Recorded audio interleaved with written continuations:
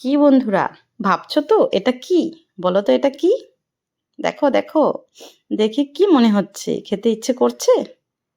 এটা হচ্ছে ধনেপাতা বাটা, যেটা শীতকালের একদম প্রসিদ্ধ খাওয়া।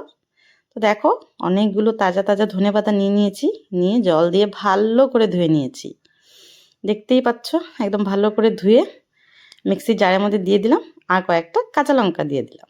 দিয়ে এটাকে খুব ভালো করে একটা স্মুথ পেস্ট বানিয়ে নিব। তারপর হচ্ছে গিয়ে দেখো, পেঁয়াজ কেটে নিলাম, কড়াইতে দিয়ে দিলাম রিফাইন তেল। তোমরা চাইলে সর্ষের তেলও ইউজ করতে পারো। তো দেখো, এখানে রসুনটাকেও ঝুরি ঝুরি করে নিলাম। তারপর হচ্ছে গিয়ে তেলের মধ্যে আমি প্রথমে রসুনটা দিয়ে দেব। দেখো, বেশি লাল করতে হবে না, জাস্ট একটু কালার ধরলেই হয়ে যাবে। তারপর দেখো, পেঁয়াজ কুচিটা দিয়ে দিচ্ছি। পেঁয়াজ কুচিটা দেওয়া হয়ে গেলে একটু সুন্দর করে ভাজা ভাজা করে নেব, পেঁয়াজটাকে একটু হালকা বাদামি করে ভাজবো। তারপর নুন হলুদ দিয়ে নিলাম। বন্ধুরা, আমার নুন দেওয়াটা স্কিপ হয়ে গেছে, তো তোমরা কিন্তু মনে করো না যে আমি নুন দেইনি, নুন দিয়েছি।